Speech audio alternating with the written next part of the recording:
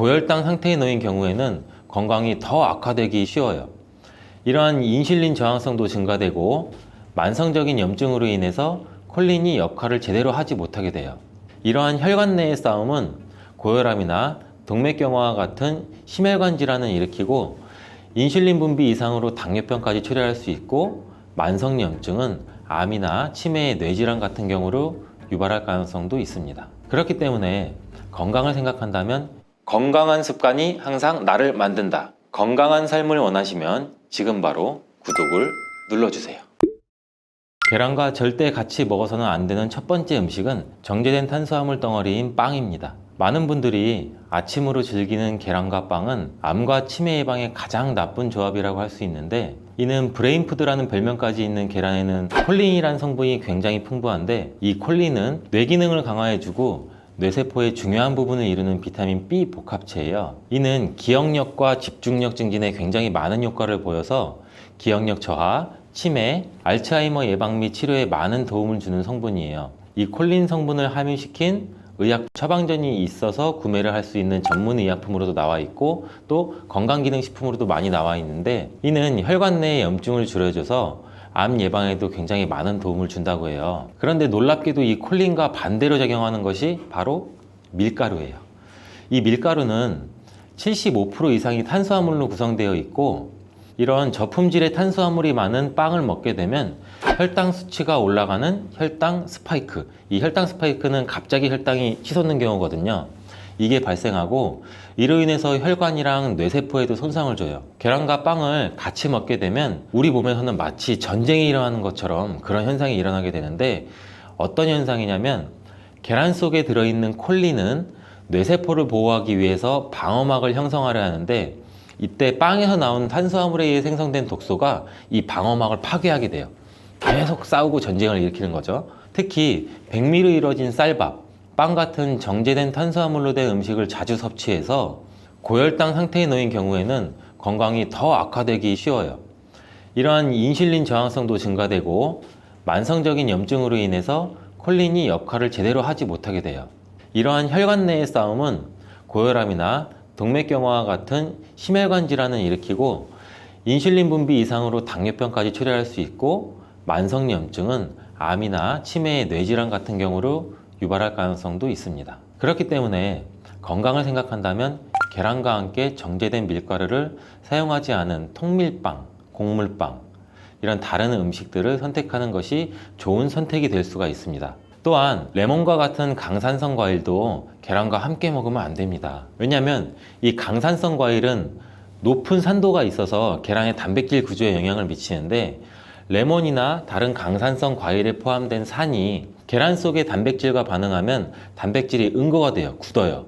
그래서 소화가 어려워질 수가 있고, 이를 통해서 위나 소화기관 내에서 단백질 응고를 유발시켜서 소화 과정도 방해하고 우리가 더부룩해지고 소화로 인한 질병이 발생할 수 있는 거죠. 특히 단백질의 소화랑 흡수가 저해되면 속이 더부룩한 불편함으로 시작돼서 심한 경우에는 배가 아픈 복통, 그리고 설사와 같은 증상이 나타날 수 있는데, 계란을 섭취할 때는 레몬이나 다른 강산성 과일과 함께 드시는 것을 피하는 게 좋습니다. 두유와 콩국물과 계란을 함께 같이 먹는 것도 좋지 않습니다. 아침 식사로 두유와 계란을 드시거나 체중 관리와 다이어트를 위해 섭취하는 분들이 굉장히 많아지고 있는데, 이 두유 속에 들어있는 트립신이라는 성분이 있는데, 이는 계란에 들어있는 알부민과 같이 결합해서 영양소를 파괴하게 돼요.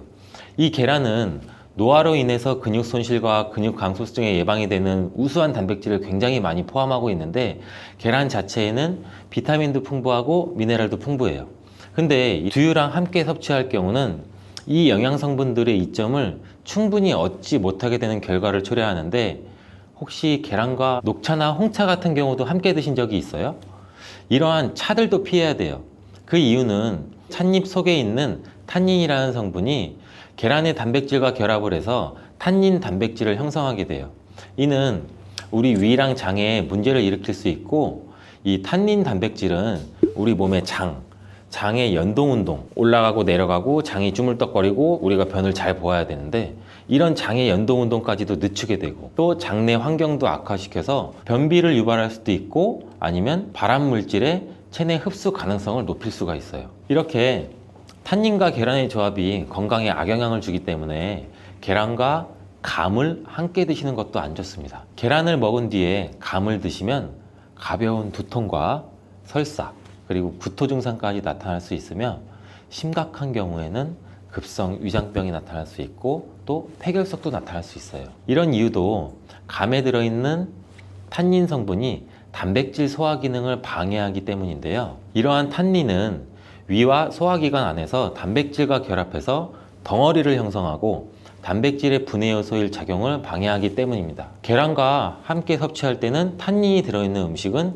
위험할 수 있습니다. 또 하나, 계란과 절대 함께 먹으면 안 되는 음식 중으로는 햄과 같은 가공육이 있습니다. 계란과 가공육의 조합은 정말 최악인데요. 계란은 고단백질인 필수 아미노산 비타민 B군을 풍부하게 함유하고 있지만 가공육과 같은 햄은 나트륨과 포화지방이 높은 경향이 많아요. 이런 가공육은 과도한 나트륨의 섭취랑 포화지방의 증가로 이어질 수 있으며 이를 계속 섭취하게 되면 혈관에 나쁜 콜레스테롤이 축적돼서 동맥경화와 같은 심장병, 뇌졸중, 이런 심혈관 질환 위험도 증가시킬 수가 있습니다.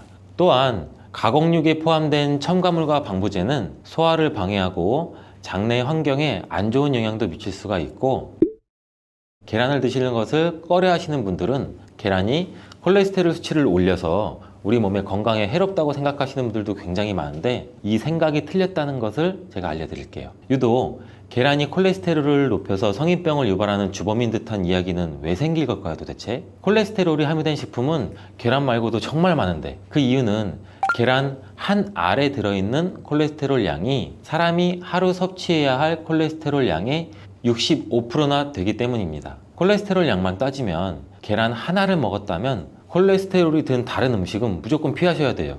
근데 놀랍게도 계란은 이렇게 많은 콜레스테롤을 가지고 있는 동시에 콜린이라는 영양소까지 다량 함유하고 있어요. 이 콜린은 나쁜 콜레스테롤을 간으로 옮겨서 제거하는 기능도 갖고 있는데 좋은 콜레스테롤인 HDL 수치도 같이 높여주는 거예요. 따라서 계란의 콜레스테롤은 콜린에 의해서 자연스럽게 좋은 콜레스테롤로 전환이 된다는 거죠. 그래서 계란을 한두 개 더 먹어도 전혀 문제가 되지 않아요. 만약 중증 심혈관 질환에 걸린 경우가 아니라면 일반적으로 하루 두세 개 정도의 계란 섭취는 건강을 지키는데 큰 도움이 될 수 있습니다. 이제 콜레스테롤 걱정 없이 우리 모두 계란을 먹어도 되겠죠? 당뇨가 있으신 분들도 마찬가지예요. 50대 이후가 되면 당뇨 환자가 급격히 많아지게 되는데 당뇨는 정말 무서운 병이에요. 당뇨는 당뇨 한 가지만으로도 위험하지만 당뇨로 인한 고혈압, 심근경색, 뇌졸중, 치매, 다른 질병을 유발시키기 때문에 그런데 당뇨의 원인 중 하나는 비만이 있는데 이 비만 관리가 바로 당뇨 관리로 직결된다고 해도 과언이 아니죠. 근데 비만을 일으키는 원인 중 하나가 아침을 먹지 않는 것이라는 사실 여러분들 알고 계신가요? 이 경희대학교 연구팀이 발표한 논문에 따르면 아침 식사를 먹지 않는 사람은 그렇지 않은 사람보다 이 비만 위험이 1.5배나 높았고 당뇨병 위험은 무려 2.1배나 높았습니다. 이렇듯 아침 식사를 거르면 우리 몸의 대사가 천천히 느려지면서 혈당 조절에도 좋지 않은 영향을 미치게 되는데 이런 위험은 젊었을 때 발생하지 않아요. 차곡차곡 쌓여서 특히 중년 이후에 더 크게 나타나는데 나이가 들면서 기초 대사량이 줄어들고 활동량도 감소하고 근육량도 감소하기 때문입니다. 따라서 나이가 들어갈수록 우리는 아침 식사뿐만이 아니라 규칙적인 식사를 하는 습관이 매우 중요한데요. 아침 식사에 가장 좋은 음식이 바로 계란입니다. 계란에는 우리 몸에 꼭 필요한 다양한 영양소가 풍부하게 들어있기 때문인데 특히 당뇨 때문에 고생하시는 분들 굉장히 많으시죠.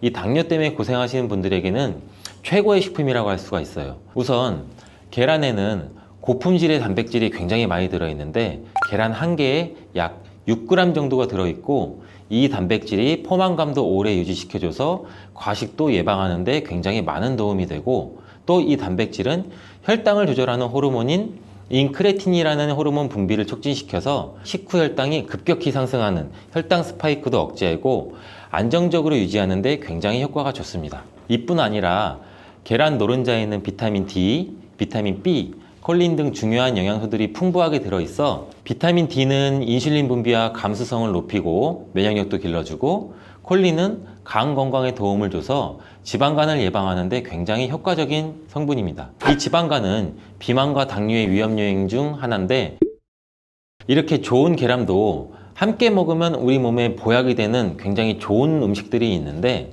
더욱 풍부한 영양을 섭취할 수 있고 당뇨와 비만 관리에도 도움이 되는 음식들이 있어요. 계란과 토마토는 빼놓을 수 없는 최고의 음식 궁합입니다. 계란과 토마토, 이 둘의 궁합은 영양학적으로만 보더라도 굉장히 이상적이에요. 계란은 아까 말씀드렸듯이 단백질, 비타민 B군, 그리고 필수 아미노산을 굉장히 많이 함유하고 있는데, 한편 토마토는 우리가 흔히들 많이 알고 계시죠. 비타민 C, 그리고 항산화 물질인 라이코펜을 굉장히 많이 함유하고 있어요. 그래서 이들이 만날 때 서로의 영양적 가치가 굉장히 배가 되는 거죠. 토마토 속의 라이코펜은 지방에 용해되기 때문에 계란과 같이 먹을 때 그 흡수율이 굉장히 높아지는데, 이러한 조합은 우리 심혈관 건강을 지키고 면역력을 높이는 데 아주 효과적이고, 토마토에 들어있는 비타민 C는 계란에 들어있는 철분의 흡수를 돕기 때문에 빈혈 예방에도 굉장히 좋습니다. 우리 철분제 드실 때 흔히 비타민 C와 같이 섭취하라고 말씀드리잖아요. 이와 같은 이유 때문인데, 또 하나를 보면 올리브유를 두른 팬에 계란과 토마토를 넣고 살짝 볶아 드시면 아침에 최고의 식단이 될 수 있습니다. 요즘 또 아보카도 식단도 굉장히 인기가 많은데요.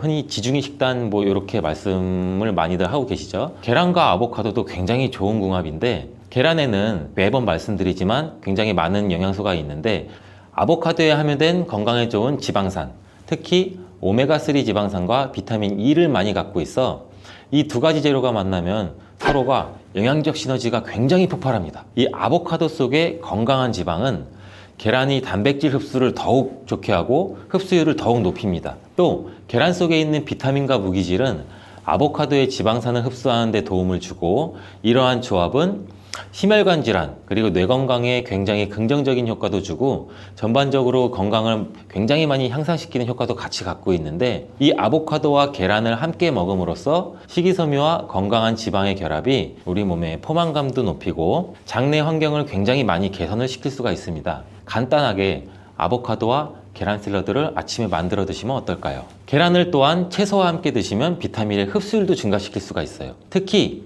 호박을 섭취하면 부교감 신경을 활성화시켜서 마음을 안정시키고 또 불안감 및 긴장을 완화시켜 주는데 높은 효능을 발휘합니다. 스트레스는 만병의 근원이라고 하는데, 이 계란과 호박을 함께 드시면 스트레스는 물론 몸의 피로도 같이 줄여주기 때문에 비타민 A와 베타카로틴이 많은 호박을 섭취하면 또 눈 건강에도 굉장히 유익하다고 합니다. 계란에 함유된 루테인과 지아자틴과 같은 카로티노이드 성분과 함께 작용하여 강력한 항산화 효과를 발휘하고 망막을 보호하고 황반색소 밀도도 유지시키고 녹내장 또 퇴행성 안구 질환의 발병률도 낮춰줄 수 있습니다. 우리 흔히 많이 드시는 눈 영양제 조합을 보면은 루테인, 지아잔틴, 항산화 물질인 아스타잔틴, 또 베타카로틴과 이렇게 다 같이 구성이 되어 있는 걸 보셨을 거예요. 그 이유가 바로 여기에 있습니다. 최근에 시야가 뿌옇게 느껴지는 분들이 계란과 호박을 곁들인 식사를 하시면 더욱 좋답니다. 계란과 완벽하게 어울리는 다른 식재료 중 하나는 치즈가 있습니다. 치즈는 그 맛이 좋을 뿐만 아니라 영양학적으로도 계란과 아주 좋은데, 계란이 완전 식품으로 여겨질 정도로 여러 영양소를 가지고 있음에도 불구하고 상대적으로 칼슘 함량은 굉장히 낮아요. 근데 유제품인 치즈는 칼슘을 풍부하게 함유하고 있어서 이를 보완해 줄 수가 있죠. 특히 유제품 중에서는 치즈는 계란과 굉장히 잘 어울리는데, 치즈는 발효된 우유에서 만들어지면서 그 발효 과정에서 유산균이 작용해 단백질 함량이 감소해서 과다한 단백질의 섭취를 피하면서도 서로 영양적 혜택을 굉장히 많이 보완할 수가 있어요. 이 사과도 계란과 정말 잘 어울리는 식품인데, 다양한 영양소가 계란에 굉장히 균형 있게 포함되어 있는데, 이 비타민 C와 식이섬유가 상대적으로 적은 편이라는 점에서 사과가 이를 완벽하게 보완해 줄 수가 있어요. 사과는 비타민과 식이섬유가 많아서 장 기능을 활성화하고 배변을 원활하게 하는 데 기여할 뿐만 아니라 혈관에 누적된 해로운 콜레스테롤도 없애 동맥경화, 심장질환, 뇌졸중 등 심혈관 질환을 예방하는 데 도움을 많이 줘요. 특히 단백질 소화에 매우 이롭다는 점에서 계란 섭취 후 소화가 약간 더부룩하게 느껴지시는 분들이라면 이때 사과를 드신다면 소화액 분비를 촉진시켜서 소화를 도움을 줄 수 있습니다. 오늘도 똑똑하고 건강한 식습관을 위해 노력해보면 어떠신가요? 건강한 습관이 나를 만든다. 잊지 않기를 바라겠습니다. 삶아 먹고 데쳐 먹고 쪄 먹고 볶아 먹고 전으로 부쳐 먹고 정말 다양하게 먹는 채소가 바로 감자인데요. 건강에 좋은 감자도 잘 알고 드셔야겠죠. 먼저 감자를 드실 때 어떤 거와 함께 먹으면 안 되고 주의해야 될 점은 무엇이 있을까요? 감자는 바나나와 함께 드시면 안 됩니다. 그 이유를 한번 알아볼까요? 바나나는 칼륨과 다양한 영양 성분 그리고 식이섬유가 풍부해 에너지 공급과 다이어트에 좋기로 소문났는데요. 감자와 절대 함께 먹으면 안 된다니 정말 생각도 못하지 않았나요? 나트륨을 배출하는데 도움을 주기로 유명한 칼륨은 바나나뿐만 아니라 감자에도 풍부하게 함유가 되어 있습니다. 함께 드시게 되면 칼륨이 몸속에 과다하게 들어오고 그렇게 되면 세포의 수분 균형이 깨져 근육과 신경에 과도한 이완을 초래할 수 있고 근육의 무력감과 만성 손발 저림을 넘어 심하면 심장 부정맥을 일으킬 수가 있습니다. 또 혈압 상승도 같이 일으킬 수가 있고 함께 드시지 않고 따로 드시게 되면 이 칼륨은 우리 몸에 정말 좋은 효능을 발휘하는데 몸속 나트륨을 배출할 뿐만 아니라 칼륨은 혈관을 확장해서 몸속의 노폐물도 원활하게 배출되도록 도와줍니다. 또한 이 감자의 풍부한 칼륨은 알칼리성으로 혈액의 산성화를 방지해서 뼈에서 칼슘이 빠져나가는 것도 막아주고 마그네슘과 같이 근육의 수축과 이완에 큰 도움을 줘서 다리나 종아리 근육의 갑작스러운 경련을 예방해주는 역할도 같이 해주기 때문입니다. 따라서 감자는 고혈압, 동맥경화, 뇌졸중 이러한 심혈관 질환뿐만 아니라 뼈와 근육의 건강에도 많은 도움을 주기 때문에 정말 다양하게 조리해서 맛있게 드실 수가 있습니다. 근데 여기서 우리가 조리할 때 주의할 점도 있어요. 바로 감자전이나 감자튀김은 우리 몸에 독이 될 수 있다는 것입니다. 감자튀김이나 감자전 굉장히 맛있죠. 정말 맛있죠? 케찹에 찍어 먹고 마요네즈에 찍어 먹고. 근데 이러한 감자전이나 감자튀김이 칼로리가 굉장히 높고 비만과 심혈관 질환을 유발할 수 있는 이 트랜스 지방이 굉장히 많이 포함되어 있어서 건강에 해롭다는 사실은 굉장히 많이 들어보셨을 거예요. 이 감자를 튀기게 되면 아크릴 아마이드라는 유해 물질이 굉장히 많이 발생하게 됩니다. 튀긴 감자 굉장히 맛있는데 감자와 고구마와 같이 이러한 탄수화물이 많은 식품을 굉장히 높은 온도로 굽거나 튀길 때 생성되는 이 아크릴 아마이드는 암을 유발하고 뇌신경의 단백질을 손상시켜 알츠하이머성 치매, 파킨슨병의 위험을 증가시킨다고도 알려져 있습니다.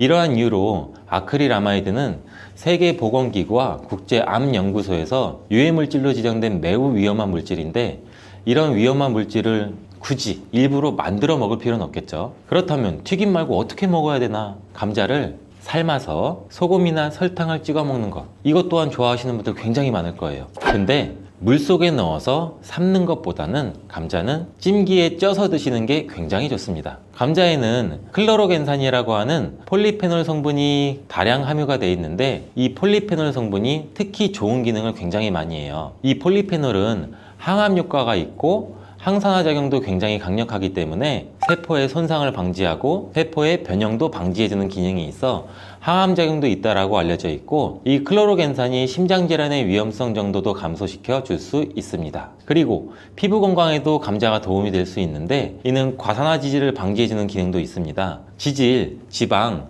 기름이 과산화되는 것을 방지하기 때문에 특히 피부주름, 피부 노화 여러분들 굉장히 많이 심각하게 생각하시고 계시잖아요. 우리 주름만 없어도 피부가 노화가 안 돼도 이 탱탱한 살도 유지할 수 있을 텐데 이거를 막아주는데 감자의 클로로겐산이 굉장히 많은 도움이 될 수가 있습니다. 그리고 다이어트에도 도움이 될 수가 있는데 이 체지방을 분해해주는 효과도 있습니다. 이 클로로겐산이 지방을 분해하기 때문에 비만 방지와 다이어트에 도움이 될 수가 있고 또한 혈당 관리에도 도움이 될 수가 있습니다. 혈당이 급격하게 올라가는 것을 이 클로로겐산이 막아주는 기능이 있기 때문에 당뇨 예방과 혈당 관리에도 도움이 될 수가 있습니다. 근데 이 클로로겐산이 감자의 속살에 있는 게 아니고 감자의 껍질에 많이 들어가 있는데요. 이 감자 껍질 1g당 클로로겐산이 1mg이 들어가 있습니다. 따라서 우리가 감자를 드실 때 감자 껍질을 잘 닦아서 감자 껍질도 같이 함께 드시는 게 더욱 좋습니다. 감자를 조리할 때 클로로겐산의 함량이 변화가 될 수도 있는데, 이는 생감자 껍질 1g에 아까 클로로겐산 1mg이 들어가 있다고 제가 말씀드렸죠. 이게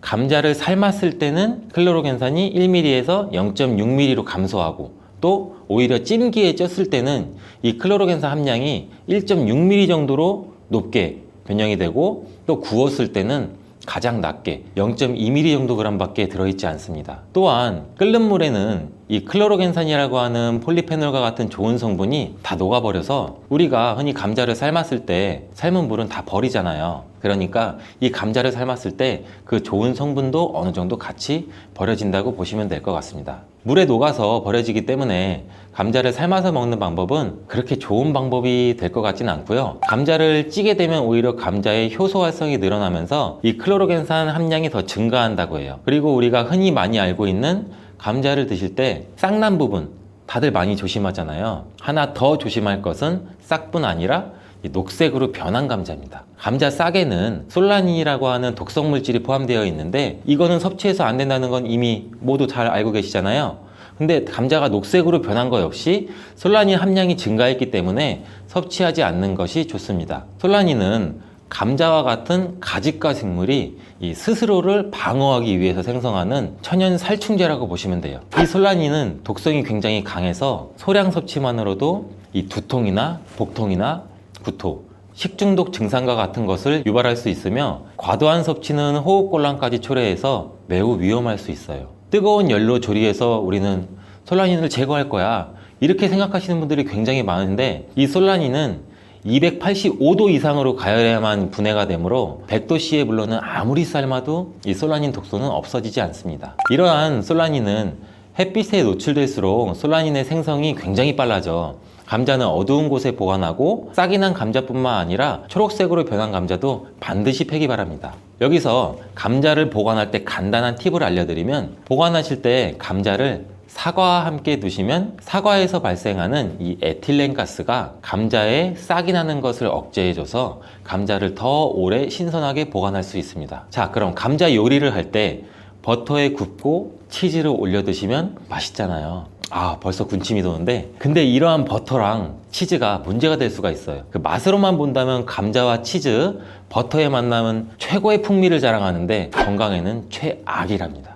이 치즈와 버터를 감자 요리에 사용하게 되면 이 포화지방과 나트륨의 섭취를 증가시키게 돼서 심혈관 건강에 굉장히 안 좋은 영향을 끼칠 수가 있는데, 이 치즈와 감자를 함께 드시면 맛과 식감이 아주 좋지만, 고지방의 치즈는 칼로리를 증가시킬 뿐 아니라 감자의 영양 성분도 같이 파괴할 수가 있습니다. 특히 이 치즈에 들어있는 포화지방은 나쁜 콜레스테롤, 즉 LDL 콜레스테롤 수치를 높일 수가 있으며, 이는 심혈관 질환의 위험도 같이 증가시킵니다. 또한 치즈에 함유된 나트륨은 혈압 상승도 유발할 수 있고, 혈압이 상승하게 되면 다양한 심혈관 질환 문제도 같이 발생하게 됩니다. 따라서 저지방 또는 무지방 치즈를 선택해서 같이 곁들여 드시길 바라겠습니다. 감자와 궁합이 잘 맞는 음식에는 무엇이 있을까요? 자, 삶은 감자를 먹다 보면 우리 목 막히잖아요. 이때 우유 드시는 분들 굉장히 많으시죠. 저도 어렸을 때 감자를 설탕에 찍어 먹거나 소금에 찍어 먹고 있으면 엄마 목말라! 엄마가 물을 안 줘요. 왜 물을 안 줘? 근데 그때 엄마는 우유를 주셨어요. 저희 부모님은. 어른들의 지혜가 굉장히 대단하다고 생각해요, 저는. 이때 우유를 드시면은 아주 잘 선택한 거예요. 감자를 먹게 되면 좋은 이유 중 하나는 풍부한 단백질을 섭취할 수 있다는 건데, 감자가 탄수화물 덩어리로 알려져 있는데 실제로는 고품질의 단백질도 함유하고 있어요. 이 감자의 단백질은 우유와 계란에 이어서 흡수율이 굉장히 높으며 콩보다 우수한 단백질로 여러 군데에서 평가받고 있습니다. 하지만 감자에는 비타민 A, 칼슘, 지방이 부족한데 우유가 감자의 부족한 영양 성분을 완벽하게 보충해줘요. 반면에는 우유에는 비타민 C가 부족한데 감자의 비타민 C가 풍부해서 서로의 궁합이 쿵짝쿵짝 굉장히 잘 맞는 거죠. 감자를 우유와 함께 갈아 마시거나 따뜻한 감자 스프를 만들어 드시는 것도 매우 좋습니다. 감자를 껍질째 조리해서 우유와 함께 드시면 혈당 상승 걱정 없이 우리 몸에 에너지와 영양을 충분하게 공급할 수 있습니다. 다음으로는 감자와 궁합이 잘 맞는 음식에 식초가 있습니다. 감자와 식초와의 조합은 매우 생소하지 않아요? 처음 들어보셨죠? 근데 감자에는 각종 비타민이 정말 많이 들어있는데 그 중에서도 특히 비타민 C가 풍부하게 많이 들어있어요. 감자 한 개에는 비타민 C 우리가 섭취하는 하루 권장 섭취량의 30% 이상이 들어있는데 사과보다 무려 3배나 많은 양이에요. 감자의 비타민 C는 이 스트레스 해소랑 강력한 항산화 작용을 해서 우리 몸의 면역력도 같이 강화시켜 주는데, 이 비타민 C는 콜라겐 조직도 같이 강화해 피부를 탄력 있게 유지해 주고 노화 방지에도 도움을 줍니다. 비타민 C가 열과 산에 약한 것은 굉장히 많이 알고 계시죠? 근데 놀라운 사실은 감자의 비타민 C는 감자 전분으로 인해서 마치 보호막처럼 삥 둘러싸여 있는 것처럼 열에 의한 손상이 적다는 거예요. 따라서 이 감자는 열에 익혀도 이 비타민 C가 많이 파괴되는 것을 걱정하지 않으셔도 됩니다. 이 비타민 C는 산도가 높은 환경에서 더욱 잘 흡수되면서 감자 요리나 감자 샐러드를 하실 때는 식초나 레몬즙을 약간 뿌리면 이 비타민 C의 흡수율을 또 높일 수 있어요. 양파 또한 감자랑 함께 드시면 보약이 되는데, 이 감자가 위 건강에 좋다는 사실을 알고 계시나요? 그 이유는 바로 항염작용을 하는 폴리페놀과 아르기닌 성분 때문이에요. 이 성분들은 우리 몸의 위 벽을 보호하고 이 세포의 변형을 막아 염증도 감소시키면서 독소를 제거하는 역할도 같이 해요. 이뿐만 아니라 감자는 알카리성 식품으로 건강에 이로운 식품으로 손꼽히는데, 우리 몸이 산성화될 때 다양한 질병의 위험이 굉장히 높아져요.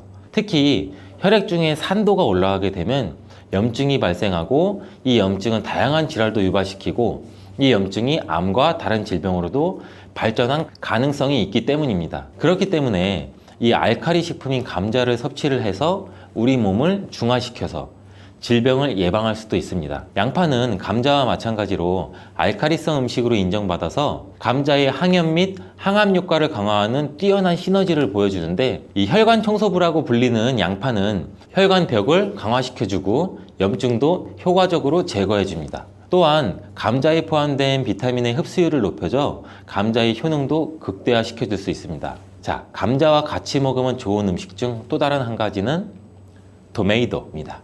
이 토마토가 건강에 이로운 슈퍼푸드라는 사실은 여러분들 누구나 다 알고 계시잖아요. 이런 토마토는 감자와 함께 드시면 정말 보약과 같은 효능을 발휘하게 되는데요.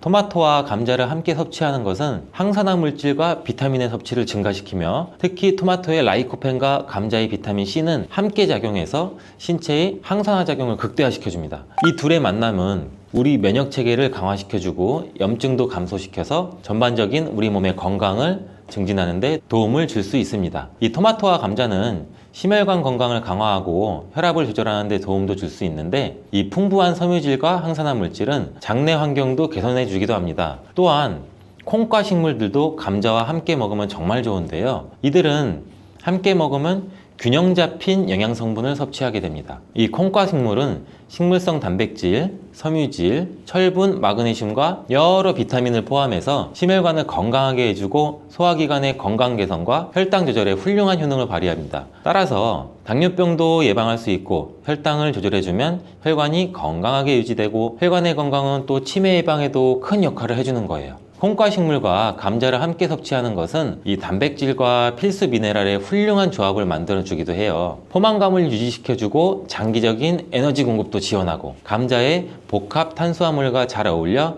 식후에 급격한 혈당 상승도 억제해줍니다. 오늘은 감자에 대해서 알아봤는데요. 오늘 저녁 반찬은 감자를 곁들여 먹는 것이 어떨까요? 건강한 습관이 나를 만든다. 기억하시고 오늘도 맛있는 식사하는 방법만 바꿔도 노화를 막을 수 있다는 사실 모두 알고 계신가요? 요즘은 영양 부족을 넘어 영양이 과다한 시대인데, 우리가 어렸을 때랑은 비교할 수 없을 정도로 굉장히 다양하고 많은 음식들이 우리의 눈과 입을 즐겁게 해주고 있어요. 하지만 과연 이러한 음식들이 우리의 신체 건강에도 도움을 과연 줄까요? 이렇게 맛있는 산의 진미들을 먹고 싶은 대로 아무 때나 많이 먹어도 되는 걸까요? 많은 전문가와 의사들이 입을 모아 얘기하는 대답은 아니요입니다. 건강한 노화는 단순히 생물학적인 과정일 뿐만 아니라 우리가 일상에서 선택하는 식습관과 생활 방식에 깊은 영향을 받는데, 우리가 먹고 싶은 대로 음식을 섭취한다면 우리의 이 장기들은 쉴 새 없이 소화를 위해 일을 하게 돼요. 즉, 우리가 자주 먹는 만큼 위와 장, 우리의 그 소화기관 같은 것들이 굉장히 쉴 수가 없다는 거예요. 계속 움직이죠. 이렇게 우리의 소화기관이 쉴 수가 없다면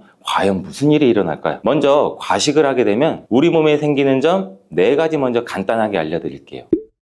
첫 번째는 혈당 상승입니다. 우리 몸이 과식을 하게 되면 혈당 수치가 급격하게 상승할 수가 있는데, 특히 단순당이 많이 포함된 음식, 빵이나 과자, 캔디류, 초콜릿, 흔히 하는 굉장히 단 음식 있잖아요. 이러한 달달구리한 간식들을 굉장히 많이 섭취하게 되면 우리 몸의 인슐린 저항성이라는 게 증가할 수가 있는데, 이 인슐린 저항성이 증가하면 당뇨병의 위험률도 높일 수 있습니다. 자, 두 번째, 심혈관 질환에 노출될 가능성이 높아지는데, 이렇게 지속적인 과식은 고혈압이나 고지혈증이나 이런 심혈관 질환 위험도 같이 증가시키는데, 지방과 같은 나트륨이 많은 음식을 과도하게 섭취하면 우리 심장 건강에 매우 부정적인 영향도 미칠 수가 있어요. 또 세 번째, 우리가 흔히 알 수 있듯이 소화불량, 많이 먹으면 소화도 안 되고 더부룩하고 가스 차고 배가 아프고 이렇게 소화불량을 일으킬 수가 있는데, 이러한 과식은 우리 소화 시스템에 과부하를 줄 수가 있어요. 너무 많은 음식을 한 번에 섭취하면 위에서 소화를 제때 하지 못해서 소화불량, 복부 팽만, 가스, 아니면 배가 아프고 여러 가지 증상들이 나타날 수가 있어요. 네 번째, 체중 증가입니다. 많은 사람들도 알다시피 과식은 불필요한 칼로리 섭취를 굉장히 많이 초래하는데, 이는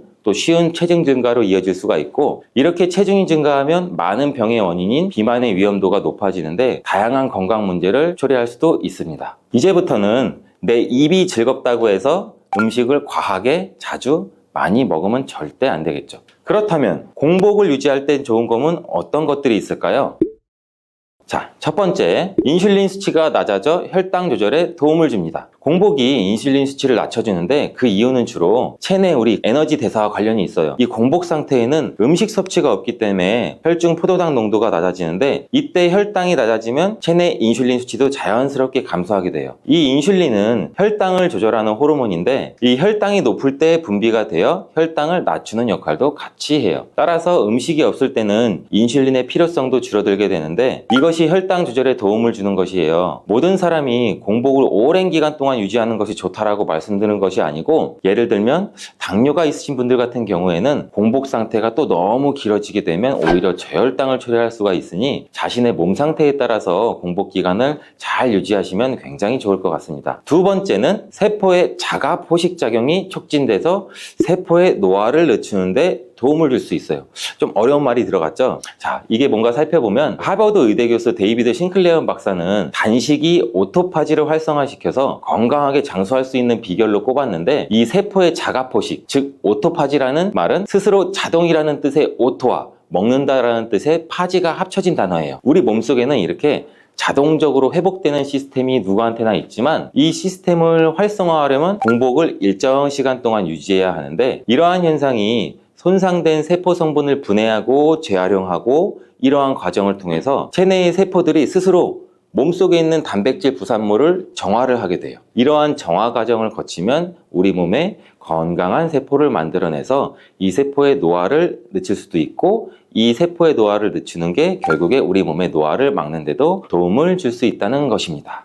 세 번째, 체중 조절에 도움이 됩니다. 공복 시간이 길어지면 음식을 섭취해서 얻어지는 부산물인 포도당이 없으니 체내에서 대신 지방을 분해한 물질로 에너지원으로 대체해서 사용하게 되는데, 이러한 공복 시간이 약 12시간 이상 지속되면 간에서 지방세포를 분해하기 시작하고, 우리 몸은 이 저장된 지방을 에너지원으로 사용하기 시작해요. 이것이 지방을 감소시키며 체중 조절에도 굉장히 많은 도움을 줄 수가 있죠. 이러한 여러 가지 이유로 공복이 건강에 좋은 영향을 주는데요. 그렇다면 이렇게 건강에 이로운 공복이 누구에게나 도움이 되고 좋은 점만 있는 걸까요? 과연? 아까도 잠깐 설명드렸듯이 아쉽게도 모두에게 해당되진 않아요. 그리고 공복을 유지할 때도 주의할 점이 굉장히 많아요. 이게 너무 오랜 시간 동안 공복 상태를 유지하면 우리 몸의 신진대사가 떨어질 수가 있고, 또한 영양소도 결핍이 일어날 수가 있어요. 이러한 공복은 혈당 수치를 지나치게 또 낮출 수도 있고, 그렇게 되면 저혈당 증상이 나타날 수 있고, 어지러움, 피로, 두통, 계속 맞물려서 안 좋은 증상이 톱니바퀴처럼 굴러갈 수가 있어요. 특히 제일 중요한 건 당뇨가 있거나 다른 대사질환이 있는 경우에는 공복을 유지할 때는 무턱대고 공복을 유지하는 시간을 길게 갖지 마시고, 본인의 건강 상태에 따라서 잘 조절해서 실천해야 되는 게 첫 번째 키 포인트입니다.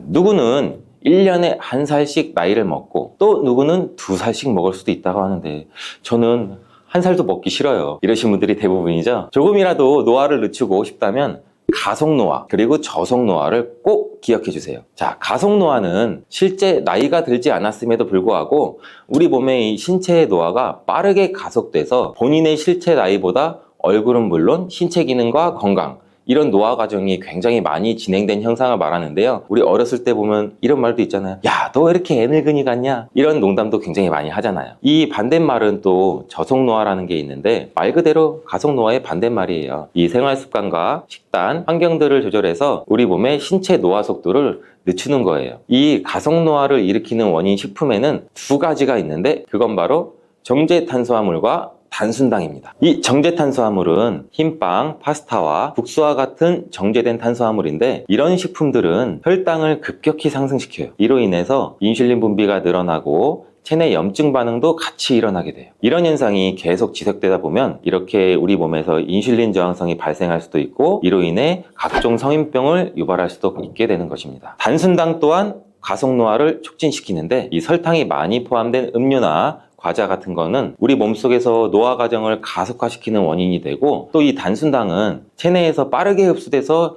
염증을 유발하기 때문에 설탕이나 과당, 시럽 등이 포함된 탄산음료, 당분이 많이 함유된 과일 같은 거는 몸의 산화 스트레스를 증가시키기도 하고 우리 몸의 염증과 노화도 같이 촉진시킨다고 해요. 이렇게 또 음료를 선택할 때는 당이 적은 천연 과일 주스나 허브차 같은 것을 선택하는 것이 좋은데 이러한 음료는 영양소가 풍부하면서도 단순당의 섭취를 최소화할 수 있어요. 이제부터는 이러한 음료로 대체해 마시는 것을 잊지 마세요. 그렇다면 이렇게 몸에 안 좋은 가속노화를 억제하고 오히려 노화 속도를 늦춰주는 저속노화 식단도 있을까요?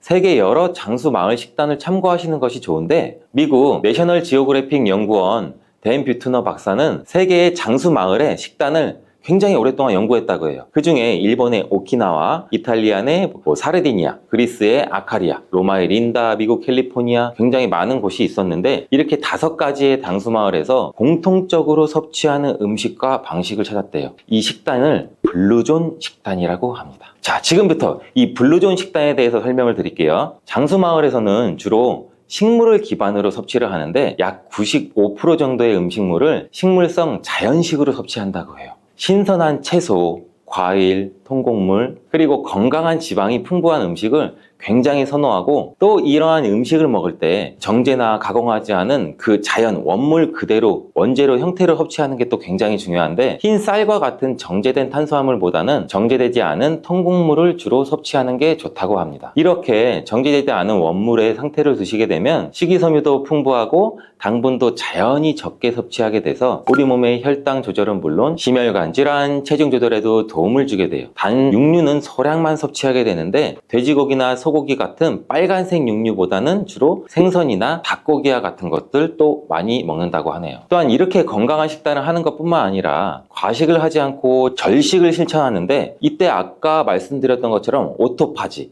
즉 자가포식이 활성화되어 이 설트인 1이라는 유전자가 또 발현이 되게 되고 이 유전자 자체로 노화를 늦추는 데에 영향을 주는 거예요. 이와 반대로 우리가 과식을 하게 되면 자연스레 이 유전자가 발현될 수 있는 기회가 상대적으로 없겠죠. 그래서 노화를 가속화시키는 원인이 될 수가 있죠. 그리고 이 블루존 식단은 음식뿐 아니라 다른 중요한 것이 또 있다고 하는데 그건 바로 사회적 식사예요. 이 사회적 식사가 뭐냐면 우리 가족이나 친구들, 지인들 이렇게 커뮤니티를 형성해서 같이 함께 우리 모두 식사를 하는 건데 혼자서 몸속에 건강한 음식을 꾸역꾸역 먹는 것이 아닌 같이 함께 투게더 이웃과 가족, 심지어 반려견, 사랑하는 고양이, 강아지더라도 함께 먹고 함께 운동하는 이렇게 사회적인 교류도 이 식단에 포함된다는 게 굉장히 또 중요한 점이에요.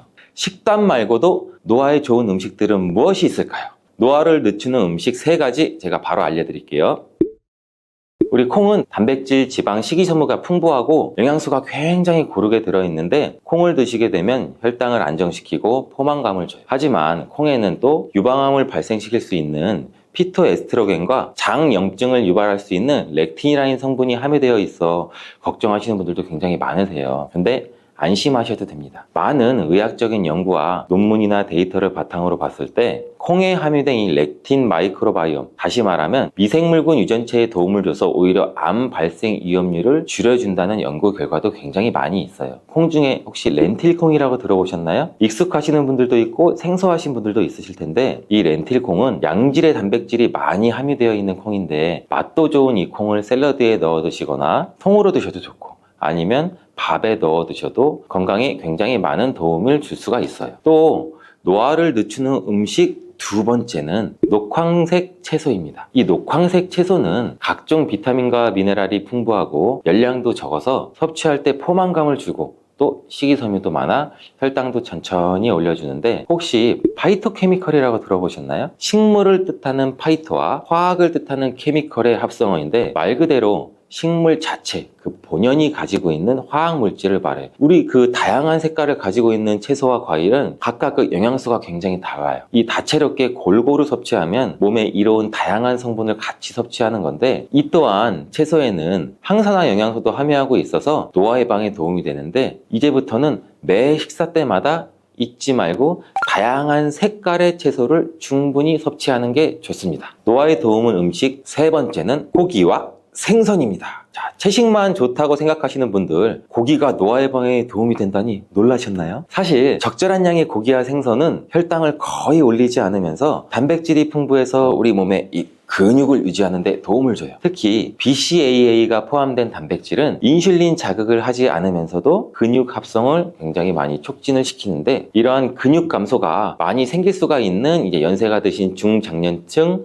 노년층들에게는 특히나 이러한 단백질 섭취가 굉장히 중요해요. 하지만 이렇게 우리 몸에 꼭 필요한 고기와 생선도 너무 과하게 많이 드시게 되면 오히려 해가 될 수가 있어요. 인슐린 분비를 높일 수가 있어서 너무 맛있다고 많이 드시지 말고 꼭 적절한 양으로 섭취해 주는 거 잊지 마세요. 이렇게 좋은 음식과 식단이 모두에게나 똑같은 영향을 줄 수 있을까요? 과연? 아쉽게도 그건 아닌데요. 연령에 따라서 달라져야 하는 식단, 그리고 주의해야 할 점 제가 조금 알려드릴게요. 자, 어린이나 청소년은 성장에 필요한 영양소를 골고루 충분히 섭취해야 하는 건 모두 알고 계신 거죠. 하지만 중년기나 노년기에서는 조금 달라져요. 중년기에는 체중 조절과 우리 몸의 대사 건강을 위한 식단이 굉장히 중요하게 필요한데, 이렇게 자연스러운 실체 노화에 따라서 소화 기능도 점점 떨어져서 같은 양을 먹어도 살이 금방 찌기 쉬워져요. 이에 따라서 절식이나, 그리고 아까 말씀드렸던 블루존 식단이 굉장히 건강에 도움이 될 수 있는데, 이러한 노년층은 자연스럽게 소화 기능과 근육량이 감소해서 무리하게 절식이나 식단을 하시기보다는 소화가 쉬운 음식을 선택하고 영양소 섭취에 주의해야 돼요. 노년층에는 근육량이 다른 연령층에 비해 더욱 중요한 영향을 미치는데, 이때 단백질의 섭취가 굉장히 중요하게 작용해요. 그래서 무리한 식단을 하시는 것보다는 단백질이 풍부한 음식을 충분히 섭취하고 또 비타민 D와 칼슘 섭취를 늘리시는 게 좋습니다.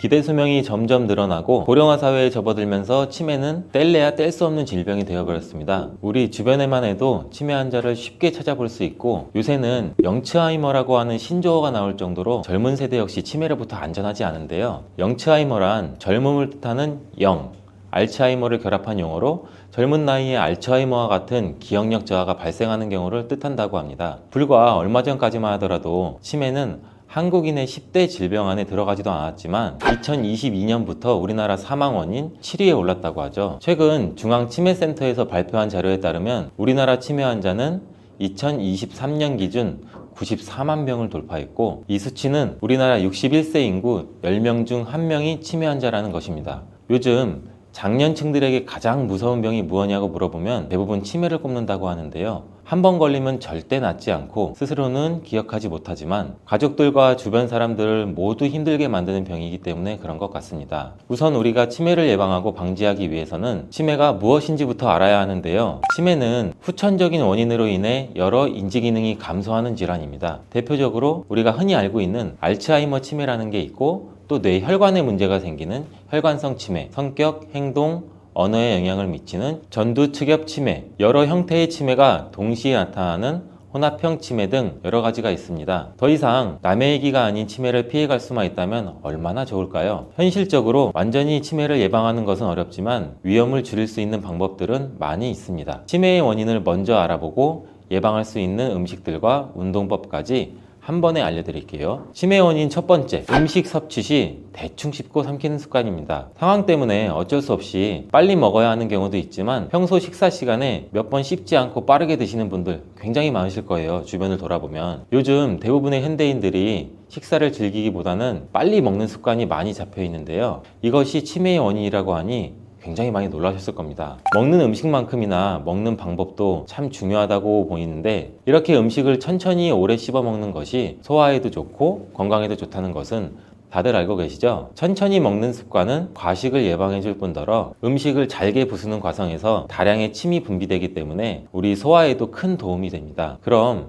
치매와는 어떤 관련이 있을까요? 음식을 씹을 때 우리가 이 턱을 사용하게 되는데, 턱이 이렇게 움직이게 되면 뇌로 가는 혈류가 굉장히 많이 늘어나게 됩니다. 이때 뇌에는 굉장히 많은 산소가 공급되기 때문에 기억력과 집중력이 향상돼서 치매 예방에 도움이 되는 거죠. 일본 규수대 연구팀에서는 음식을 대충 씹는 습관은 뇌의 혈액순환을 더디게 만들어 혈관성 치매 발병률 위험을 높인다는 연구 결과도 발표하기도 했습니다. 음식을 섭취할 때는 최소 32회 이상 씹는 것이 좋다고 하니 유의하셔서 건강도 챙기고 치매 예방도 하시면 좋겠습니다. 자, 두 번째 치매 원인, 입속 세균. 치매 종류 중 혈관성 치매의 원인은 죽상경화증인 경우가 많습니다. 죽상경화증은 혈관 질환 중의 하나로 치주병원균의 영향을 굉장히 많이 받는다고 하는데요. 즉, 치주질환이 있는 분들이 혈관성 치매의 발병률이 높다는 거죠. 우리가 치주질환이 있는 환자들은 음식을 씹을 수 있는 기능이 정상인에 비해서 조금 떨어지기 때문에 뇌로 가는 혈류량이 감소할 수밖에 없고, 뇌의 대사 활동도 떨어지기 때문에 인지기능 저하에 영향을 미치게 됩니다. 실제로 알츠하이머병 환자의 뇌에서 정상인의 뇌보다 치주염 관련 세균이 더 많이 발견되기도 하였고, 건강과 치매 예방을 위해서라도 우리 입속 관리와 잇몸 관리가 굉장히 중요합니다. 평소에 아주 쉽게 관리할 수 있는 방법은 우리가 치약이 없더라도 물로 입안을 헹구듯이 자주 가글을 해주시고, 물론 식염수로 가글을 해주는 것도 굉장히 좋습니다. 또 목마를 때마다 물을 마시는 것보다는 1시간 간격으로 조금씩 수시로 자주 수분을 섭취해 주시면 굉장히 좋습니다. 혹시 한국인 치매 원인 1위가 무엇인지 아시나요? 지금 바로 알려드릴 세 번째 항목이 바로 답인데요. 우리 신체 활동 부족입니다. 운동은 치매 위험률을 최대 80%까지 낮춰준다고 하고, 예전에는 신체로 하는 일이 굉장히 많았고 대중교통도 발달되지 않았기 때문에 걷고 활동하고 몸을 움직이는 일도 굉장히 많았습니다. 하지만 지금은 우리가 편하게 차로 이동하는 일도 많고 지하철, 버스, 대부분 앉아서 하는 직업도 많다 보니 스스로 우리가 시간을 내서 일부러 운동하지 않는 이상은 신체를 움직일 일이 거의 없습니다. 치매를 떠나서 적당한 신체 활동 없이는 우리 몸에 근육을 생성할 수 없고 건강한 몸을 유지하기 굉장히 어렵습니다. 운동을 너무 거창하게 생각하지 마시고 오늘부터라도 식사 후 엘리베이터 대신 계단을 오르거나 짧게라도 주변 산책을 즐겨보시는 게 어떨까요? 자, 마지막 네 번째, 수면 부족에 대해 이야기하고 치매에 좋은 음식 5가지도 함께 알려드리겠습니다. 이것저것 생각이 꼬리에 꼬리를 물고 근심 걱정이 많은 날은 유독 잠들기도 힘든데요. 저뿐만 아니라 주변 얘기들 들어보면 저녁에 잠이 오지 않아 TV나 유튜브를 틀어놓고 겨우 잠이 들거나 깊게 잠들지 못해 우리가 수면장애로 힘들어 분들이 굉장히 많더라고요. 잠을 자려고 누웠지만 눈이 말똥말똥해지고 핸드폰만 잠시 만지다가 자야지 하다 보면 벌써 새벽이 되고, 이런 경험 다들 있으실 거예요. 숙면을 취하지 못한 상태에서 생활하게 되면 우리 몸은 피로가 누적되고 그로 인해 주의력은 떨어지고 기억력도 저하되고 인지기능 장애가 발생할 수 있기 때문에 수면 관리는 필수 중에 필수라고 보시면 됩니다. 단순히 피곤해서 몸만 힘들어지는 게 아니라 이 뇌와 심장에 과부하가 걸려 치매 위험도 굉장히 높일 수 있고 수면 관리도 절대 소홀히 하시면 안 됩니다. 이런 수면 전문가인 매슈워크 박사는 만성 수면 부족을 서서히 진행되는 안락사라고 표현할 정도로 수면의 양과 질이 우리 일상에서 얼마나 중요한지 알려주고 있는데요. 걱정이 많으시다면 자신만의 방법으로 자기 전에 노트에 한번 적어본 후 잊어버리시고, 아니면 핸드폰은 되도록 보지 않는 것이 수면 건강에 정말 많은 도움이 될 것 같습니다. 우리가 모든 질병이 그러하듯 하나만 바꾼다고 좋아지는 것이 아니라 전반적인 생활 습관을 개선해야 되는데요. 치매에 좋은 음식은 어떤 것들이 있는지 한번 알려드릴게요. 첫 번째로는 다크 초콜릿. 건강을 생각한다면 초콜릿이 들어간 음식은 우리는 자연스럽게 피하게 됩니다. 우리가 마트나 편의점 쉽게 접할 수 있는 초콜릿은 카카오 함량이 굉장히 낮고 첨가물과 당류가 굉장히 많이 들어가 있지만 다크 초콜릿은 카카오 함량이 높아 건강상에 이로운 점이 많습니다. 카카오 함량이 높은 것을 드시는 게 여기서 키 포인트 핵심인데, 항산화 성분과 플라보노이드 성분이 풍부하여 뇌에 있는 혈류를 개선시켜주고 또 뇌 기능을 향상시키는 데 도움을 주며, 일부 연구 결과에서는 이러한 다크 초콜릿이 기억력과 인지 기능을 개선하는데 굉장히 긍정적인 영향을 미친다고 보고된 적도 있습니다. 초콜릿을 구입하실 때는 카카오 함량을 꼭 확인하셔서 함량이 높은 것을 구입하셔야 건강에 도움을 받을 수 있고 기타 첨가물 양이 적어진다고 보시면 됩니다. 카카오 함량이 높아질수록 단맛보다는 약간 쌉싸름한 맛이 더 강해서 자연스럽게 과다 섭취도 방지할 수 있습니다. 그리고 두 번째, 마시는 차. 우리 모닝커피 드시는 분들 정말 많으시죠? 커피가 절대 나쁘다는 것은 아니지만 치매 예방을 위해서는 녹차를 생활화 해보시는 건 어떠세요? 녹차에는 카테킨과 플라보노이드라는 항산화 성분이 들어있어 혈액순환을 돕고 세포에 있는 노화도 막아줍니다. 한 연구 결과에서 이러한 플라보노이드가 풍부한 음식을 추가로 섭취하였을 때 치매 위험이 28%나 낮아졌고, 또 녹차나 홍차를 하루 5잔 마신 경우는 치매 위험이 크게 감소한 것으로 관찰되었는데요. 하지만 너무 과한 섭취는 또 우리 몸에 간에 무리를 줄 수 있기 때문에 하루 1~2잔 정도 드시는 것을 추천드립니다. 그리고 세 번째, 베리류. 저희 어머니께서는 눈 건강에 도움이 된다면 블루베리를 어렸을 때부터 굉장히 많이 저한테 권하기도 하고 섭취를 하셨는데, 이러한 블루베리는 눈 건강뿐만 아니라 블루베리에 함유된 안토시아닌, 폴리페놀, 베타카로틴 등 강력한 항산화 성분들이 이러한 인지력 감퇴를 늦추고 신경 전달을 촉진시켜줘 치매 예방에도 도움이 되는 굉장히 고마운 과일이었습니다. 미국 하버드 의대 정신과 전문의 우마나이드 교수는 뇌가 건강하게 노화되는데 가장 좋은 음식으로 블루베리를 꼽았고, 중장년층 치매 예방 음식으로는 블루베리가 가장 좋다는 연구 결과도 있습니다. 블루베리 외에도 라즈베리, 딸기, 크랜베리, 아사이베리, 이렇게 베리류는 치매에 좋은 영향을 주기 때문에 하루 권장량만 잘 지켜서 매일 꾸준히 드시면 굉장히 좋은 음식입니다. 자, 네 번째, 올리브유.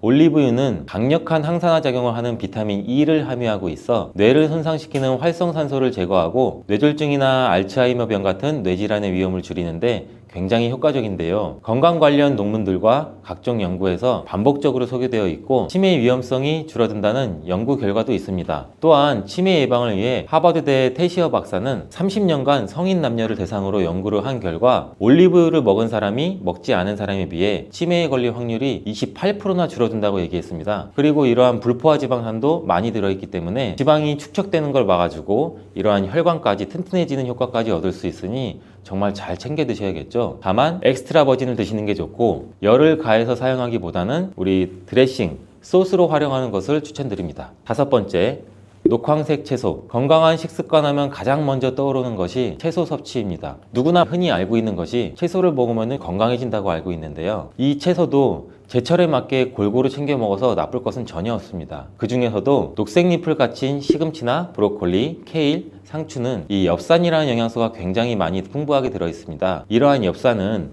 뇌의 신경세포를 보호하고 아미노산의 일종인 호모시스테인을 억제해주는 효능을 가지고 있는데요. 이러한 호모시스테인은 치매 유발자인 베타 아밀로이드 축적을 촉진시킵니다. 이러한 호모시스테인은 세포가 단백질을 생성할 때 생기는 부산물로 몸속에 쌓이게 되면 치매의 위험률을 증가시킵니다. 최근에는 이러한 호모시스테인 농도가 높을 때만이 아니라 낮은 경우에도 치매 위험이 증가한다는 사실을 입증했다는 결과도 있습니다. 비타민제 같은 영양제의 과다 섭취로 인한 호모시스테인이 적정 수치보다 떨어지는 경우에도 오히려 치매 및 알츠하이머병의 위험을 증가시킨다는 말이 될 수 있는데, 뭐든지 과하게 먹거나 과하게 하면 탈이 난다는 소리예요. 적정량의 섭취가 우리 몸에서도 이롭다는 것을 항상 기억하시면 좋을 것 같습니다. 치매에 좋은 운동법도 있는데요. 치매하면 떠오르는 운동이 있으세요? 저는 이러한 손운동이 가장 많이 떠오르는데요. 잼잼잼 하는 거, 손끝을 치거나 주먹을 쥐었다가 하는 동작, 박수치기, 손등치기, 이러한 운동들 굉장히 많이 보셨을 거예요. 이러한 운동들이 정말 별거 아닌 것 같지만 이러한 뇌 신경세포를 부활시켜 인지기능 향상에도 도움이 된다고 알려져 있습니다. 이 외에도 쉽게 하실 수 있는 운동법들이 굉장히 많이 있으니 참고하셔서 치매 예방에도 도움이 되셨으면 좋겠습니다. 치매에 좋은 운동, 첫 번째, 명상. 스트레스는 만병의 근원인 거 굉장히 많이 알고 계시죠? 스트레스를 많이 받으면 당연히 뇌 건강이 나빠지고 치매 위험률도 높아집니다. 하지만 스트레스를 잘 다루는 게 쉬운 일은 아니기 때문에 대다수가 폭식을 하거나 폭음을 하며 넘기는 경우가 굉장히 많습니다. 이러한 방법은 당뇨뿐만 아니라 각종 질환에 노출될 가능성이 높기 때문에 지혜롭게 우리가 스트레스를 푸는 법을 찾는 것이 좋은데, 가장 대표적인 것이 명상입니다. 하루 종일 일하고 생각하느라 과부하에 걸려있는 우리의 이런 뇌를 진정시켜주고 바빠서 돌아보지 못했던 나 스스로를 돌아볼 수 있는 아주 좋은 방법이에요. 이러한 명상을 실제로 뇌의 기억력 향상에 기여한다는 것이 밝혀졌고, 치매를 연구하는 학자들이 공통적으로 인정하는 것도 또한 명상입니다. 저도 하루 5분씩 부담 없는 시간대를 정해 자기 전이나 아니면 아침에 일어나서, 정말 시간을 오랫동안 할 필요는 없고 5분 정도만 투자해도 매일 명상을 하는 편인데요. 처음에는 몸이 더 찌뿌둥한 것 같고 스스로 어색하기도 했지만, 정말 이게 꾸준히 하다 보면 호흡을 통해 몸과 머리가 가벼워지는 느낌도 굉장히 많이 받으실 겁니다. 치매에 좋은 운동 두 번째, 유산소 운동. 거창하지 않고 아무런 도구 없이 뛰거나 빠르게 걷는다고 치매가 예방된다고 하니 너무 반가운 소식 아니에요? 중년에 유산소 운동을 꾸준히 하게 되면 치매에 걸릴 확률이 무려 30%나 감소하고, 이런 알츠하이머는 45%나 감소하는 효과가 있다고 합니다. 그럼 나이가 많으면 효과가 없을까요? 절대 그렇지 않습니다. 물론 젊었을 때부터 시작하면 좋겠지만, 지금부터라도 시작하시면 유산소 운동을 하지 않은 분들과 비교했을 때 치매 발병률에는 분명 차이가 있습니다. 관절에 무리가 가지 않는 선에서 20분에서 30분 정도 가볍게 걷거나 호흡이 가빠지게끔 땀이 조금 날 정도로 뛰는 것도 좋은 방법입니다. 근데 관절이 많이 나쁘신 분들은 물속에서, 즉 수영장 같은 곳에서 관절에 무리가 가지 않게 유산소 하는 방법도 있습니다. 하루 이틀 욕심내서 과하게 운동하시는 것보다는 꾸준히 매일매일 하는 것이 중요하니 절대 무리는 하지 마세요. 치매에 좋은 운동 세 번째, 근력 운동. 근력 운동에 대해서 말씀드리면, 나이가 들수록 40세부터 근육량이 서서히 줄어들게 됩니다. 이러한 근육 감소는 단순한 신체 변화가 아니라 뇌에 영향을 미쳐 우리 인지 기능을 저하시키고 쉽게 피로해지고 신체의 전반적인 이러한 밸런스가 깨지는 거예요. 근육량이 적을수록 알츠하이머 병을 일으키는 베타 아밀로이드라는 단백질이 우리 뇌에 더 많이 축적된다는 연구 결과도 있습니다. 그런데 이렇게 근력 운동을 하면 고강도의 운동, 힘든 운동이라고 생각하셔서 시작부터 안 하시는 경우가 굉장히 많은데, 절대 그렇지 않습니다. 어떤 운동이든 내 몸에 맞게 꾸준히 하는 것이 가장 중요한데, 집에서 할 수 있는 운동도 굉장히 많아요. 우리가 집에서 할 수 있는 맨몸 운동으로는 우리가 흔히 알고 있는 플랭크, 그리고 앉았다 일어났다 스쿼트, 팔굽혀펴기가 있고, 도구를 이용하고 싶다고 하시면 가벼운 아령을 구입하셔서 활용해 보는 것도 좋을 것 같습니다. 전 세계 위암 발병률 1위, 전 세계 대장암 발병률 1위 대한민국. 듣기만 해도 내 건강에는 이상이 없는지, 어떻게 하면 예방할 수 있는지 걱정스러운 생각이 꼬리에 꼬리를 물기 시작하는데요. 현대인들이 가장 두려워하는 질병은 과연 무엇일까요? 아프지 않으면 가장 좋겠지만, 저는 치매, 암, 당뇨 이 세 가지가 가장 두렵고 무서워요. 저뿐만 아니라 많은 현대인들이 두려워하는 질병 중 하나가 암일 건데, 이 암도 췌장암, 유방암, 위암, 간암, 폐암 등등 종류도 굉장히 많은데, 이만큼 종류도 다양하고 그만큼 원인도 굉장히 많지만, 국제암연구소에 따르면 암의 주요 원인이 유전이 5%, 흡연이 20%, 식습관은 30%를 차지한다고 해요. 유전적인 요인이 굉장히 클 거라고 많이 생각들 하시는데, 식습관이 가장 큰 요인이라고 하니 갑자기 저도 제 하루를 돌아보게 되네요. 오늘은 무엇을 먹었는지, 내일은 뭘 어떻게 먹을지, 나는 그동안 어떤 것들을 어떻게 먹고 있었나라는 생각도 들면서, 건강을 위해 하는 운동과 영양제 섭취는 잠깐 중단하더라도 당장에 눈에 띄는 큰 문제는 없지만, 식사는 우리가 살아가면서 안 할 수 없겠다라고 생각했어요. 그렇다면 암을 예방하기 위해서라도 가장 먼저 체크해야 될 부분이 식습관이라는 생각이 들죠. 특히 우리나라 암 환자의 경우 발병 원인 대부분이 식습관과 관련 있는 것으로 나타났다고 하는데, 늦었다고 생각하지 마시고 음식의 유혹에서 벗어나 좋은 식습관을 만드셨으면 좋겠습니다. 좋은 식습관을 들이기 전에 먼저 나쁜 식습관을 알아보고 개선하는 것이 중요하다고 생각되어, 암 환자를 만드는 최악의 식습관 첫 번째를 먼저 알려드릴게요. 바로 육식 위주의 식단입니다. 우리 집은 고기 반찬 없으면 밥을 못 먹어요. 우리 애들은 고기 없으면 못 먹어. 나는 고기 없으면 못 먹어. 혹은 늙어서는 단백질 섭취가 필수야. 힘을 쓰려면 고기를 먹어야 돼. 이런 생각하시는 분들 굉장히 많아요. 근데 이런 분들 주목해 주세요. 육류를 드시는 이유 중 하나가 나이가 들면 근육이 감소하기 때문에 단백질을 섭취해야 우리 몸의 근감소증을 줄일 수 있고 기력 회복에도 좋다고 생각하기 때문일 거예요. 근데 게다가 철분, 아연, 비타민 등 여러 영양소를 풍부하게 함유하고 있어서 에너지를 북돋아주고 면역 강화에도 도움되는 건 사실이에요. 하지만 일부 연구에서는 과도한 육류의 섭취는 대장암의 위험도를 높일 수 있다고 얘기하고 있습니다. 육류 자체에는 아무런 해가 없지만 이것을 어떻게 얼마나 먹느냐에 따라 문제가 발생할 수 있다는 거예요. 그렇다면 어느 정도가 적당한 섭취량일까요? 개인의 성별, 체중, 연령에 따라 차이가 많이 있지만 성인 기준으로 보면 하루 평균 60에서 100g 정도가 적당하다고 합니다. 60g 정도를 예를 들면 달걀 하나 정도의 부피인데요. 이렇게 삼겹살을 구워 먹거나 불고기 등을 먹는다고 가정했을 때 무조건 60g 이상은 당연히 드실 거예요. 여러분들도 1인분, 반인분만 드시지 않잖아요. 60g을 초과한 나머지는 단백질로 흡수되지 못하고 분해되는 과정에서 물론 좋은 물질도 있겠지만 나쁜 물질도 많이 생겨나게 됩니다. 그만큼. 그리고 장으로 보내지면 장에도 굉장히 무리가 가겠죠. 면역력이 떨어진 상태에서는 암에 걸릴 확률이 다른 거에 비해서 높아지는 거죠. 단 면역력이 높다면 상관없지만 이런 일상이 계속 반복된다면 우리 장은 고통받기 때문에 면역력도 떨어질 수밖에 없습니다. 예전에는 유산균 같은 경우도 변비나 설사가 있기 때문에 드시는 분들이 굉장히 많으셨는데 이제는 장에는 무수히 많은 세균들이 있어요. 우리 몸에는. 이 세균들이 우리 몸의 전체 면역 조절에 영향을 미치는 부분이 크기 때문에 면역력을 위해서 유산균 섭취를 굉장히 많이들 하세요. 이렇듯 장과 면역은 굉장히 밀접한 관련이 있는데 하루에 필요한 양만큼 먹으면 문제가 전혀 없지만 육류를 지속적으로 많이 먹는 것이 문제입니다. 그리고 가공육이나 고지방 육류의 섭취보다는 닭가슴살, 해산물 같은 저지방 식품을 선택하는 것이 좋고 채소에도 단백질이 많기 때문에 육식으로만 단백질을 섭취해야 한다는 생각은 절대 멈추셔야 돼요.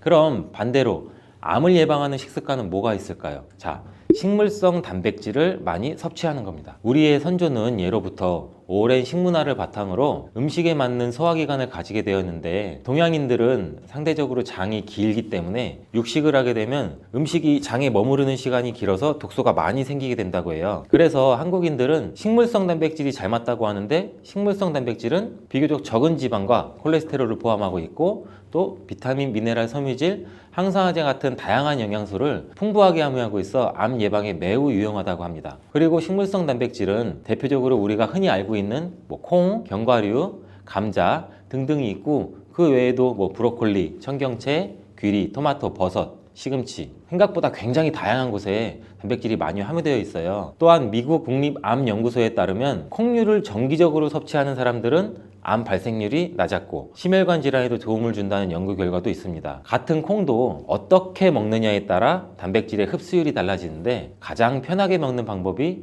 우리가 흔히 많이 마시는 두유로 마시거나 두부로 만들어 먹는 건데 이 방법은 약 65% 정도만 흡수가 되고 나머지는 흡수가 잘 안 된다고 해요. 이 콩을 발효시키게 되면 흡수율이 무려 95% 이상 늘어나기 때문에 된장, 청국장, 낫또 이런 정도로 발효된 식품으로 드시는 게 가장 좋고 콩에 들어있는 이소플라본이라는 성분과 콩 단백질이 발효가 되면서 만들어내는 펩타이드라는 성분이 결합하여 암 억제 효과를 가져오는 것이에요. 이런 기전이 있는데 이러한 발효식품들을 적절히 섭취하게 되면 장 건강과 면역력 향상에도 도움을 주기 때문에 암과 싸울 수 있는 힘이 우리 몸에서 생겨난다고 하는 것입니다. 이렇듯 콩의 이소플라본 성분이 유방암을 또 악화시킨다는 이야기도 있는데 최근에는 이게 미국 국립암연구소에서 발간하는 국제학술지 캔서 스펙트럼에 게재된 내용을 보면 콩에 들어있는 이소플라본을 자주 섭취한 여성은 유방암 재발 위험이 약 26%로 더 낮았고 폐경 여성은 유방암 재발 위험이 28% 감소했으며 에스트로겐 수용체 양성 유방암 생존자의 경우 또 유방암 재발 위험이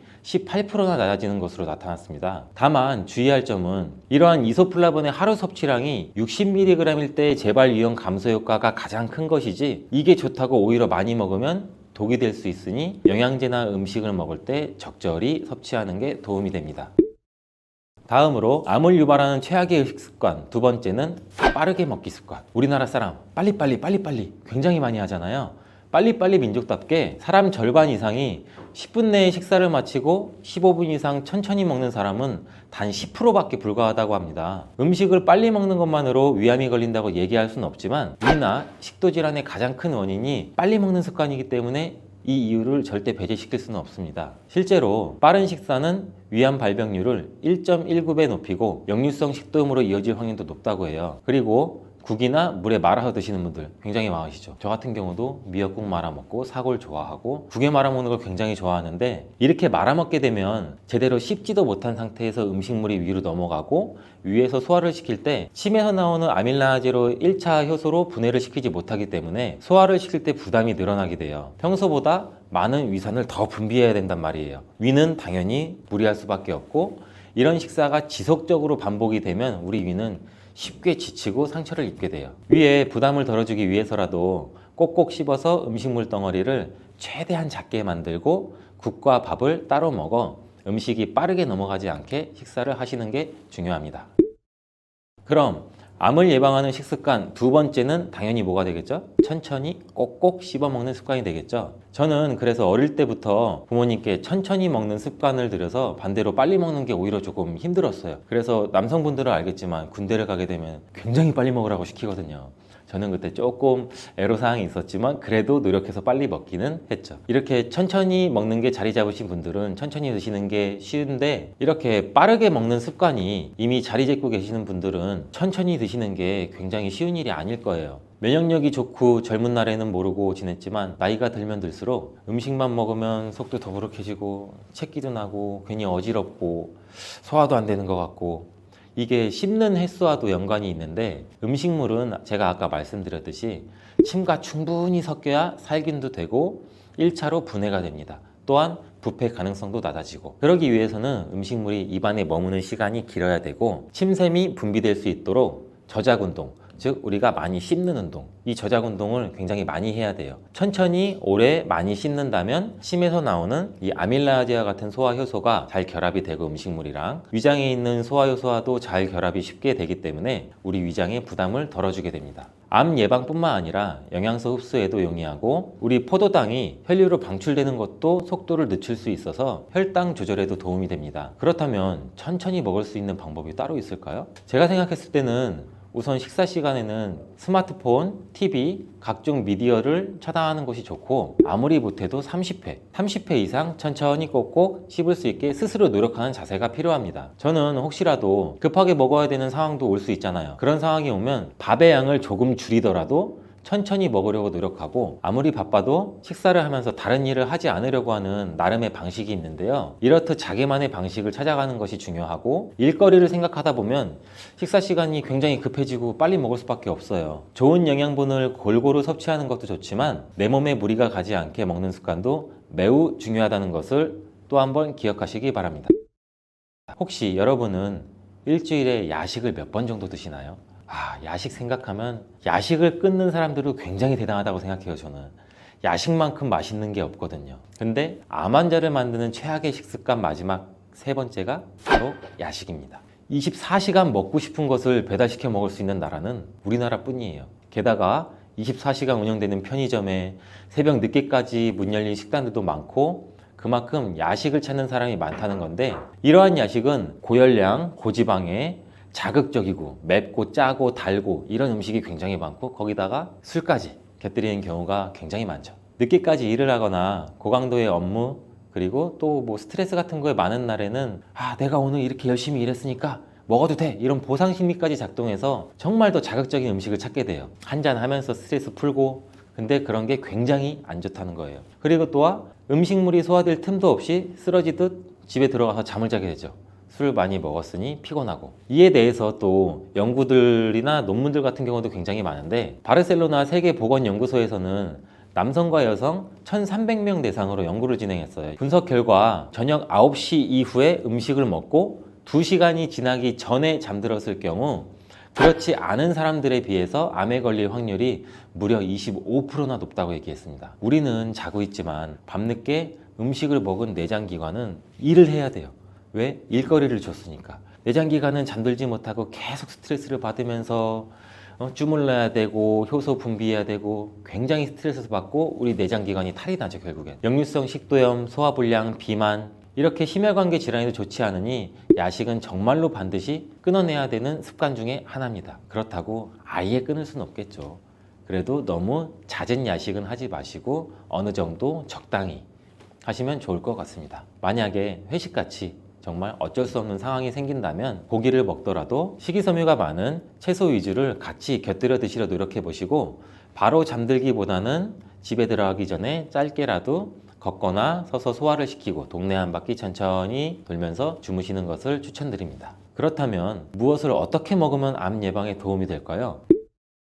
여기서 이런 생각이 들 수 있을 텐데, 빨주노초파남보, 무지개를 생각하세요. 식탁 위를 무지개색으로 물들이는 거예요. 어느 정도 감이 오시죠? 빨주노초파남보. 매 끼니마다 다양한 과일과 채소를 곁들여서 채소, 과일마다 각각의 색깔이 있죠. 파프리카도 빨간색도 있고 노란색도 있고 당근도 있고 오이도 있고. 미국 암협회에서는 하루에 5가지 색깔의 채소나 과일을 섭취하면 암에 걸리지 않는다며 파이버 데이라는 공식 구호도 있다고 해요.